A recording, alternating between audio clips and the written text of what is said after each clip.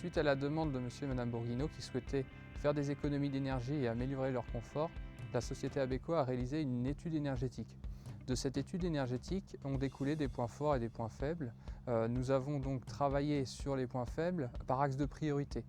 L'amélioration énergétique de la maison, l'amélioration du confort et la plus-value immobilière issue des travaux de réalisation engendrés. Il y a un an, l'emprunt de la maison se terminait et donc nous avons songé à améliorer le confort et l'économie aussi, et puis penser à l'environnement également. Le seul point faible que nous avions sur la ventilation était que c'était une VMC simple flux et nous avons opté pour le remplacement par une VMC double flux haut rendement de chez Atlantique.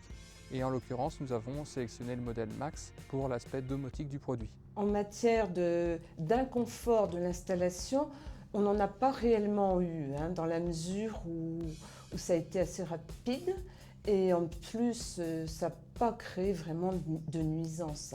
Il y avait déjà d'ailleurs des coffrages qui ont servi à l'ancienne VMC simple flux, donc ça s'est très bien passé. Contrairement aux idées reçues, il est tout à fait possible d'installer une VMC double flux dans une maison à étage. Suivez-moi, je vais vous montrer. Alors voilà, chez nos clients, nous avons décidé d'installer la VMC dans les combles perdus, pour un souci justement d'efficacité et bien sûr respecter le contexte d'installation pour gêner le moins possible nos clients. La VMC double flux a un principe de fonctionnement qui est concentré sur l'aspiration, le rejet, le soufflage et l'aspiration tout simplement dans les pièces où l'air est vicié. Donc c'est souvent les pièces d'eau, salle de bain, WC, cuisine. Au niveau du soufflage, on va alimenter les chambres et le salon. Au niveau du rejet, on va avoir un rejet en chapeau de toiture et on va avoir une aspiration en chapeau de toiture. La technologie se concentre au niveau de l'échange thermique qui est présent dans le caisson. Sur cet échange, vous allez avoir un haut rendement et vous allez avoir aussi un système de filtration qui vous permettra d'assainir l'air. Sur le modèle du Olix Max, vous allez retrouver un accès simplifié à votre système de filtration. Il est préconisé de nettoyer les filtres tous les 3 mois et de remplacer les filtres tous les ans pour parfaire tout simplement le fonctionnement de votre installation de ventilation.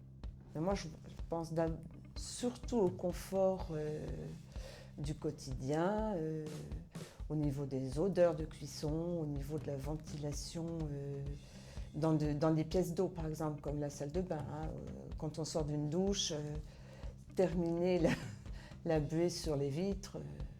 Au niveau de l'humidité, alors là, c'est très net et très rapide, très rapide. On n'a plus du tout ce sentiment d'humidité qu'on connaissait bien. Je pense au bricolage que j'ai fait par exemple. La poussière, je trouve, s'est évacuée plus rapidement. Je pense que l'air est mieux renouvelé et plus rapidement. C'était facile de voir la différence parce que nous étions fumeurs au moment de l'installation. Notre arrêt du tabac est récent, donc je peux vous assurer que tout en fumant, avec une simple flux, on retrouvait les odeurs du tabac à l'étage, ce qui n'était déjà plus le cas, nettement moins, avec la double flux. Ça a été très efficace.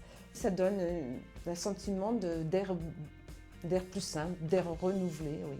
La télécommande donc, permet de contrôler les flux et la température de l'air entrant et de l'air sortant.